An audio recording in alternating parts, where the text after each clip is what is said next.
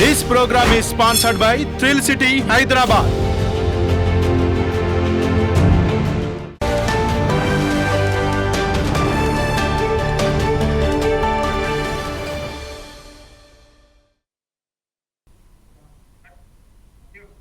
నమస్తే, welcome to 4 Sides TV. బులెటిన్ల ముందుగా headlines. నేడు నరసరావుపేటకు చంద్రబాబు పవన్ జేఎన్టీయూ కాలేజీలో వన మహోత్సవానికి హాజరు.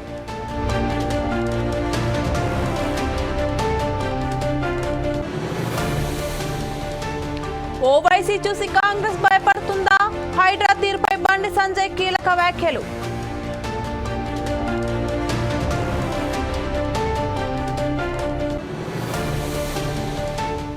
ఏపీ అభివృద్ధి దిశగా ముందుకెళ్తోంది. విశాఖను ఐటీ రాజధానిగా చేస్తామన్న లోకేష్.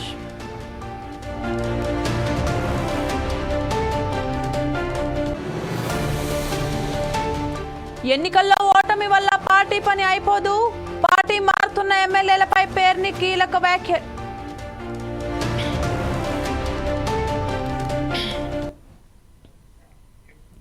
ఇవాళ పల్నాడు జిల్లా నరసరావుపేటలో పర్యటించనున్నారు ముఖ్యమంత్రి Nara Chandrababu Naidu, deputy CM Pawan Kalyan. Narasaraopet JNTU కాలేజీలో వన మహోత్సవంలో పాల్గొంటారు. విద్యార్థులతో కలిసి చంద్రబాబు, పవన్ కళ్యాణ్ మొక్కలు నాటనున్నారు. తర్వాత జేఎన్టీయూ ప్రాంగణంలోనే ప్రజలను ఉద్దేశించి ప్రసంగించనున్నారు. అయితే రాష్ట్రంలో కూటమి ప్రభుత్వం ఏర్పడిన తర్వాత టీడీపీ అధినేత CM Chandrababu Naidu, Janasena chief deputy CM Pawan Kalyan ఒకే వేదికపై రావడం ఇదే తొలిసారి కావడం విశేషం.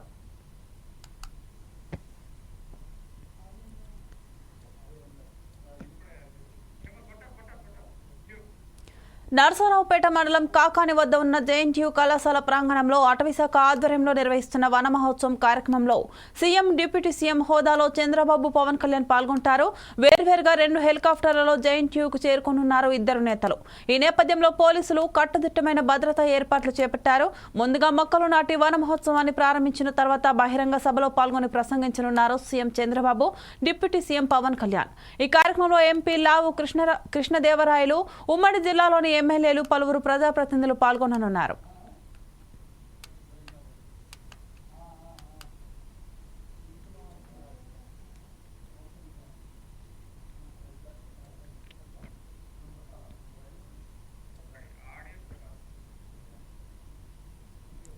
జగన్ను రాజకీయం నుంచి అడ్డు తొలగించడం కోసం మొదటి నుంచి చంద్రబాబు ప్రయత్నాలు చేస్తూనే ఉన్నారని మాజీ మంత్రి పేర్ని నాని వ్యాఖ్యానించారు.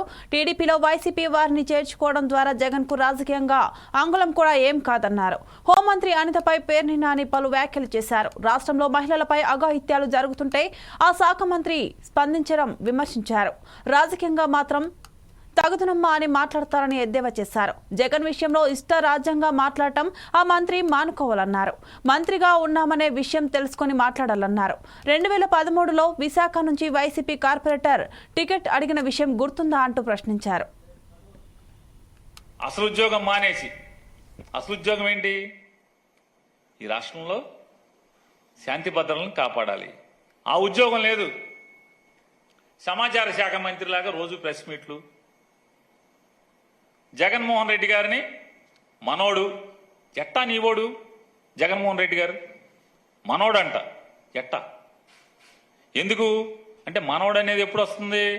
2013లో కార్పొరేటర్ టికెట్ ట్రై చేశాం కదా వైసీపీలో, విశాఖపట్నంలో కార్పొరేటర్ సీటు కోసం ట్రై చేశాం కదా జగన్ దగ్గర. అందుకని మనోడా? ఎట్టా మనోడు? నోటికి అద్దు పొద్దు శుద్ధి ఉండాలి కదా. ఇదివరకులా కాదు కదా గాలితనంగా మాట్లాడటానికి. వాళ్ళ మంత్రిం కదా మనం. పులివెందుల ఎమ్మెల్యే మనోడు. ఈ చంద్రబాబు నాయుడు 2019 నుంచి 24 దాకా కుప్పం ఎమ్మెల్యే కాదేంటి? కుప్పం ఎమ్మెల్యేనేగా. మనం ఎవరం? 2019లో కొవ్వూరులో ఓడిపోయిన అభ్యర్థి కదా. కనీసం వాళ్ళ పులివెందుల ఎమ్మెల్యేగా ఉన్నాడు జగన్మోహన్ రెడ్డి.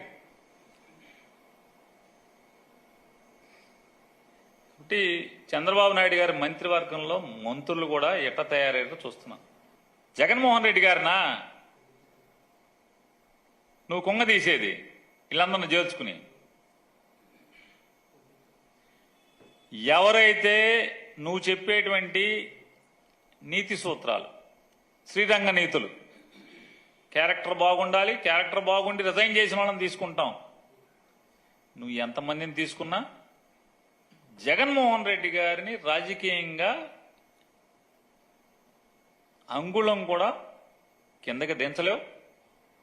పదవులు ఉంటా ఉంటాయి, వస్తూ ఉంటాయి, పోతూ ఉంటాయి. Chandrababu Naidu ఓడిపోలేదా?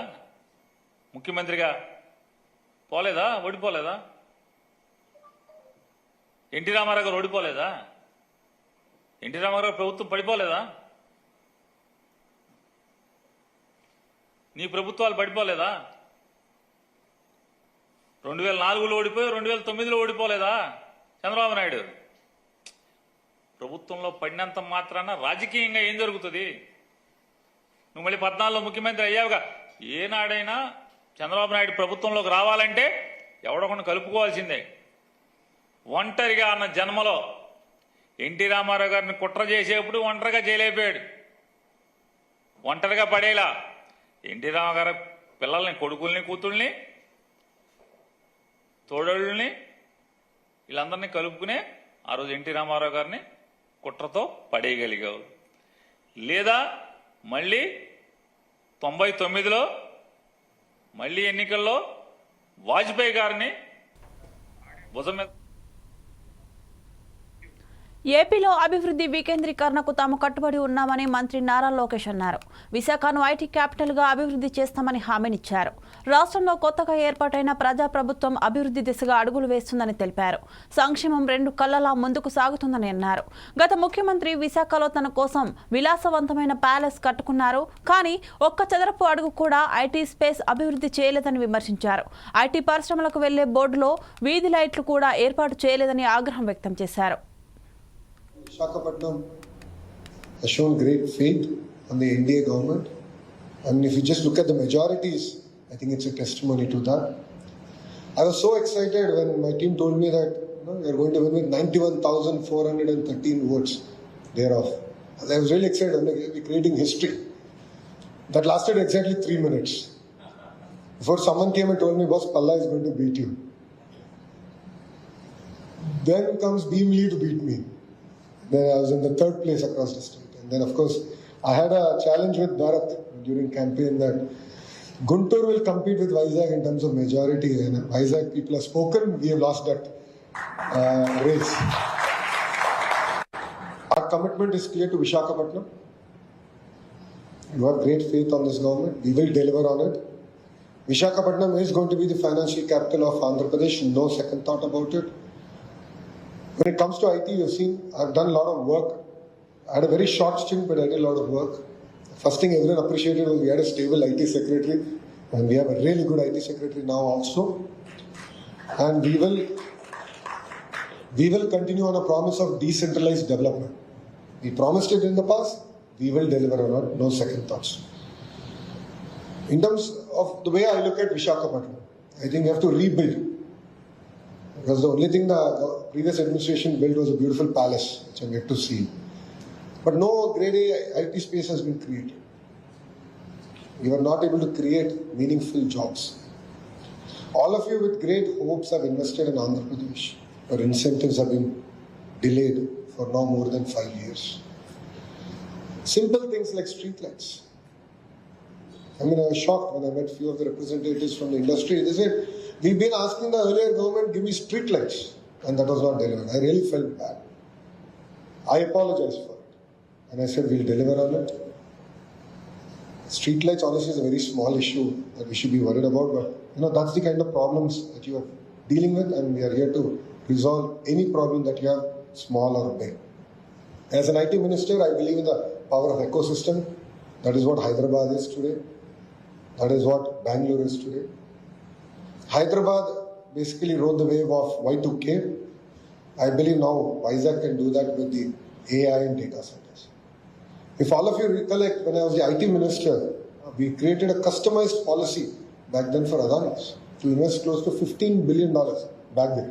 Now it doesn't mean much in terms of data center. Back then it was huge money. And people were imagining AI, they didn't experience it. But that was the vision with which we worked. We wanted Visakhapatnam to be the data centers AI hub, not for India but for the world.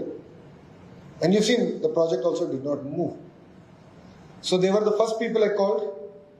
I said, now let's put timelines for each other, and I'm hoping that we will deliver on some good news soon. Apart from that, we are going the top 10 IT companies. We're already reaching out. The Honorable Chief Minister already had a series of meetings with all the representatives of CI. Certain commitments were made. They will be officially announced. I think it will be premature for me to talk about it at this juncture. But our agenda is to rebuild that ecosystem. And as far as Visakhapatnam is concerned, if you talk about what is my vision, 90% of the IT investments that will come to Andhra Pradesh will come to Visakhapatnam. And there is no second thought about it. Visakhapatnam was the 9th largest economy, has now slipped to 10th largest economy in India. It has slipped a place. And that really pains me. Because there's so much of raw potential here in Visakhapatnam.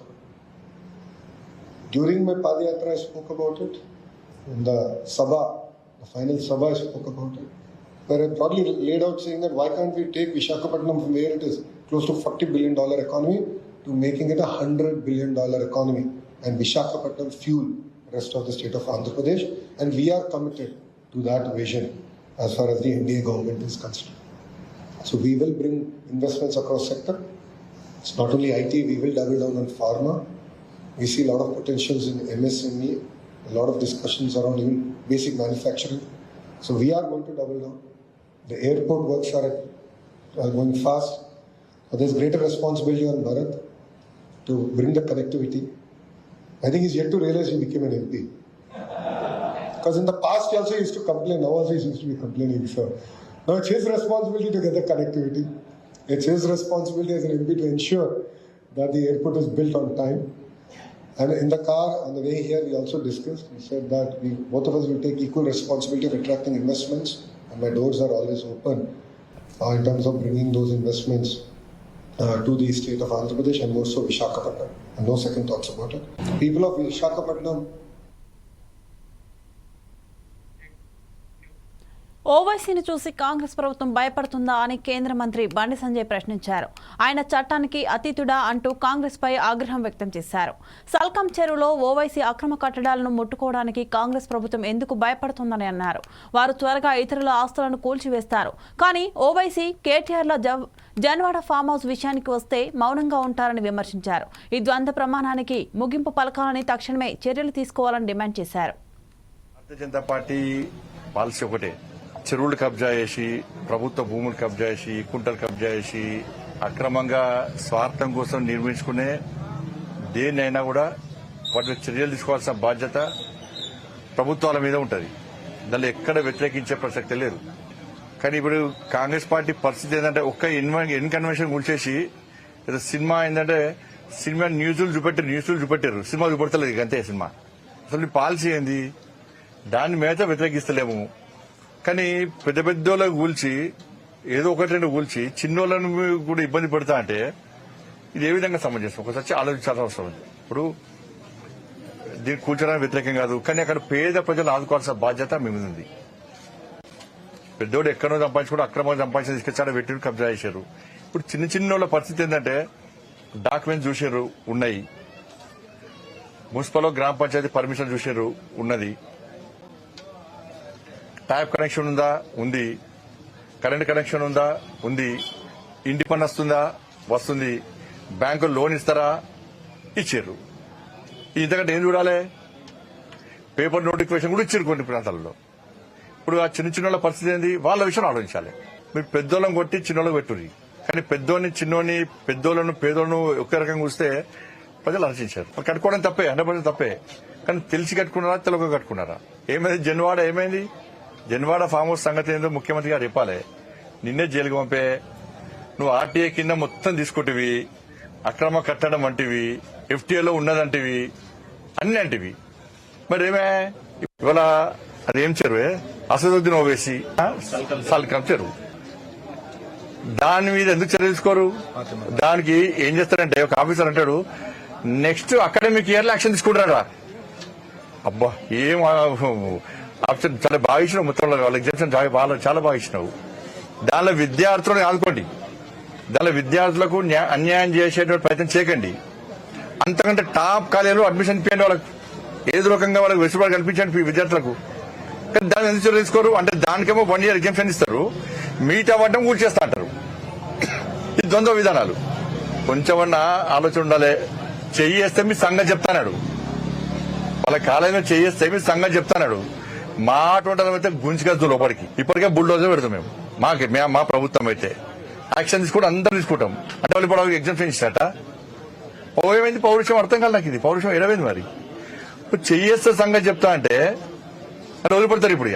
ఇప్పుడు అదే విధంగా మీరు exemption ఇస్తే, వెసులుబాటు ఇస్తే అందరు చేయేస్తా అంటారు. అందరు చేయేస్తే మీ సంగతి చూస్తామంటారు. అందరికి ఇస్తారా ఇప్పుడు? అంటే పాకిస్తాన్ అదేమన్నా బంగ్లాదేశ్ ఉంది. అది దానిలో విద్యార్థులకు న్యాయం చేయాలి. విద్యార్థులు అకాడమిక్ ఇయర్ వాళ్ళు నష్టపోవద్దు. కానీ భవనం సంగతి ఏంది? ఇతర కాలేజీలు నోటీస్ ఇచ్చారు. మల్లారెడ్డి గారి కాలేజా, అనురాగ్ యూనివర్సిటీగా ఇచ్చారు. దానిలో మేము సంబంధించిన ఇవ్వాల్సిందే. కానీ దీనికి ఎందుకు ఇయ్యరు? సల్కం చెరువు విషయంలో టీవీలలో కథలు వచ్చినాయి, పేపర్లు వచ్చింది. ఆల్రెడీ మీరు ప్రభుత్వం కూడా ఒప్పుకున్నది. అంటే మిగతా కళాశాల చదివే విద్యార్థులు కాదు, వాళ్ళు మొత్తం నాశనం. కానీ దీనిలో చదువుకునే విద్యార్థులు మాత్రం మంచిగా ఉండాలి, వాళ్ళందరూ మంచిగా ఉండాలి. దీనిలో నష్టం కావాలని కోరుకుంటలేను నేను. భవనాల విషయంలో మాట్లాడుతున్నా. చెయ్యిస్తే మీ సంగతి చూస్తా అంటే ప్రభుత్వం వెనుకడుగు వేసింది అంటే ఈ ఇంతకంటే పిరికి ప్రభుత్వం, దమ్ము లేని, ధైర్యం లేని ప్రభుత్వం దేశంలో ఎక్కలేదు. రేపటి అందరు చేసి చూస్తూ అంటారు. ఇప్పుడు ఏంటంటే ఈ హైడ్రా పేరుతో 6 గ్యారెంటీలు మర్చిపోయారు కదా. ఇది సేమ్ కేసీఆర్ దగ్గర శిక్షణ పొందిన పార్టీ ఇది. నాయకులు కూడా ఎప్పుడు ప్రజల నుంచి ఒక డిమాండ్, ఇప్పుడు రుణమాఫీ డిమాండ్ వస్తున్నది. ఏం చేస్తారు? మళ్ళీ హైడ్రా అన్నారు. ఇప్పుడు నెక్స్ట్ మళ్ళీ యువకులు రోడ్డు మీద ఆందోళన ఇస్తారు అనుకో, మళ్ళీ హైడ్రా లాంటిది ఇంకో తీసుకొస్తారు కదా. చూడరు మీరు. ఇప్పుడు ఒకరి భారత్ వరంగల్ ఎంజీఎం ఆసుపత్రిలో అధికారులు నిర్లక్ష్యంగా వ్యవహరిస్తున్నారు. ఎమర్జెన్సీ వార్డు వద్ద తాగునీరు ఏర్పాటు చేసిన ఫ్రిడ్జ్లో చీమలు, తోకపురుగులు దర్శనమిచ్చాయి. దీంతో ఆసుపత్రికి వచ్చేవారు ఆవేదన వ్యక్తం చేస్తున్నారు. ఆసుపత్రిలో సరైన సౌకర్యాలు కల్పించాలని కోరుతున్నారు.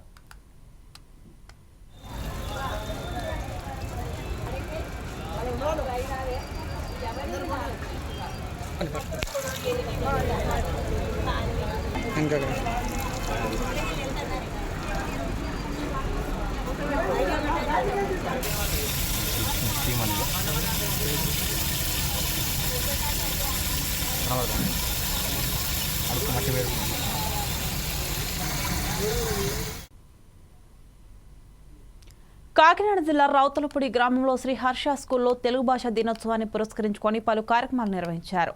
తెలుగు బోధించే ఉపాధ్యాయులకు సన్మానం చేశారు. మన క్రమశిక్షణ బయటపడతా ఉంటది.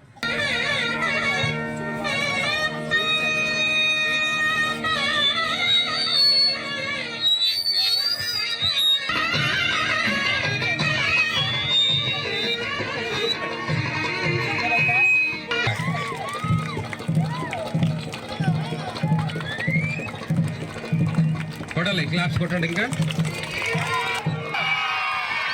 మీ మేడం గారు, మీ ఉపాధ్యాయురాలు గారు, మీ తెలుగు టీచర్ గారికి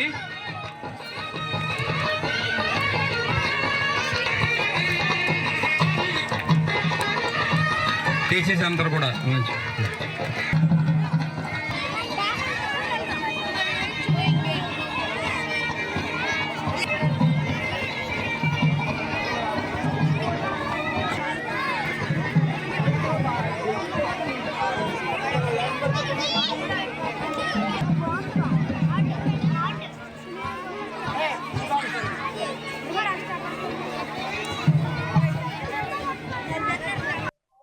అందరికీ ముందుగా తెలుగు భాషా దినోత్సవ శుభాకాంక్షలు తెలియజేస్తున్నాం.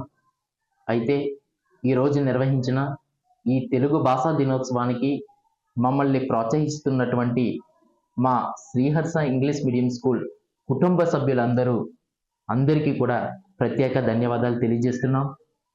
ఇటువంటి కార్యక్రమాలు గత 10 సంవత్సరాల నుంచి మమ్మల్ని ఎంతగానో ఆదరించి అభిమానిస్తున్న మా శ్రీహర్ష కుటుంబ సభ్యులందరికీ కూడా ప్రత్యేక ధన్యవాదాలు తెలియజేస్తున్నాం. అట్లాగే ఒక యాక్టివిటీస్ పరంగానే కాకుండా వివిధ రంగాల్లో ప్రతి కాంపిటేటివ్ ఎగ్జామ్స్ అని, చదువుల పరంగా కానీ, నెక్స్ట్ సాంస్కృతిక కార్యక్రమాల పరంగా కానీ మమ్మల్ని ఎంతగానో ప్రోత్సహించి వెన్ను తట్టివి మమ్మల్ని ముందుకు నడిపిస్తున్న మా శ్రీహర్ష కుటుంబ సభ్యులందరికీ కూడా ప్రత్యేక ధన్యవాదాలు తెలియజేస్తున్నాం. అట్లాగే మా పిల్లలు వివిధ రంగాల్లో ఇంకా ముందుకు కొనసాగాలని, పాత తరాలని భావితరాలుగా భావించి నేటికి నాటికి ఎన్నటికీ కూడా ఈ యొక్క కార్యక్రమాలన్నింటినీ కూడా ఈ చిన్న పసిప్రాయంలోనే తెలుసుకొని వాళ్ళు పెద్ద అయిన తర్వాత కూడా ఇటువంటి కార్యక్రమాలను కొనసాగించాలని మనస్ఫూర్తిగా కోరుకుంటున్నాం. గోవింద గోవింద గోవింద గోవింద గోవింద గోవింద ఆదివో అల్లదివో శ్రీహరివాసము ఆదివో అల్లదివో శ్రీహరివాసము 10,000 శేషుల పడగలమయము ఆదివో అల్లదివో శ్రీహరివాసము. దేశ భాషలందు తెలుగు లెస్స. తాత్పర్యం: ఆంధ్ర మహావిష్ణువు శ్రీకృష్ణదేవరాయలు వారిని తెలుగులో కావ్యాన్ని రచించమని చెప్పినప్పుడు శ్రీకృష్ణదేవరాయలు వారు తెలుగులోనే ఎందుకు రాయాలి అని అడిగారు. తెలుగులోనే ఎందుకు రాయాలి అంటే, ఇది తెలుగు నేల కాబట్టి, నేను తెలుగు రాజుని, తెలుగు వల్లభుడిని, పైగా తెలుగు కండగల భాష, తెలుగు కండగల భాష అయినా నన్ను అడుగుతున్నావు. నీకు తెలుసు కదా, ఎంతో మంది చామంతి రాజులు ఏదో పని మీద నీ దగ్గరకు వస్తూ ఉంటారు, పోతూ ఉంటారు. తెలుగు భాష దినోత్సవ శుభాకాంక్షలు. అమ్మకు వందనం, అమ్మ భాషకు వందనం. నా పేరు తిక్కన్న. నా కాలము 13వ శతాబ్దం. నా తల్లిదండ్రుల పేర్లు అన్నమ్మ, కొమ్మన్న దండనాథుడు. మా తాత పేరు మంత్రి భాస్కరుడు. నేను మనమస్తిది ఆస్థాన కవిగా పనిచేశాను. నా శిష్యుల పేర్లు కేతన, మంతన, మారణ. నా బిరుదు కవి బ్రహ్మ, ఉభయకవి మిత్రుడు. నా రచనలు నిర్వచనోత, రామాయణం, ఆంధ్ర మహాభారతంలో 15 పర్వాలు, విజయ శతకము, కృష్ణ శతకము, సార్వభౌమ ఛందస్సు. నా శైలి నాటకీయులతో కూడి ఉంటుంది. కవిత్రయంలో 2వ కవిగా, మహాభారత రచనలో అధిక పర్వాలు రాసిన వాడిగా నాకు ప్రసిద్ధి. పేరు ఎర్రన. నేను కవిత్రయంలో 3వ వాడిని. నా ఇంటి పేరు చదలవాడ. నేను 14వ శతాబ్దానికి చెందిన కవిని. నా తల్లిదండ్రుల పేర్లు పోతమాంబిక, సూర్యనారాయణులు.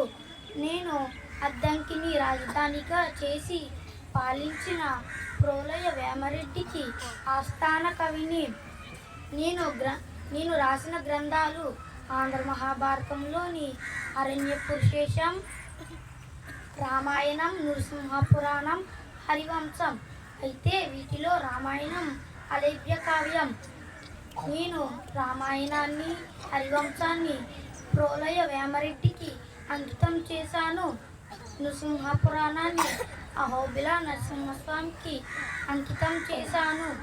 నేను మహాభారతంలోని అరణ్య పురుషేశాన్ని రాజరాజ నరేంద్రునికి అంకితం చేశాను. నా తరువాత కవులకు నా వర్ణాలే ప్రేరణిస్తాయి అనడంలో ఎటువంటి సందేహము లేదు. బొమ్మేల పోతన. నేను 15వ శతాబ్దానికి చెందిన కవిని.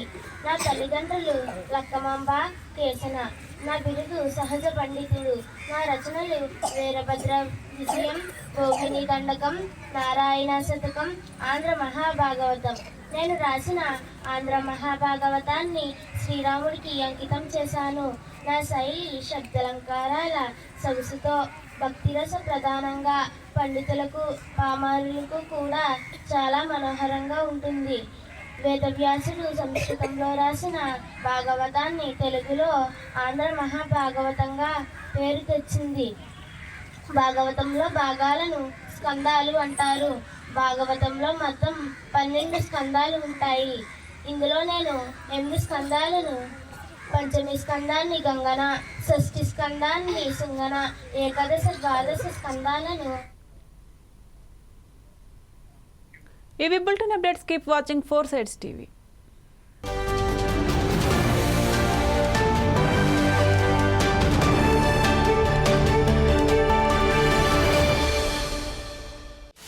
This program is sponsored by Thrill City, Hyderabad.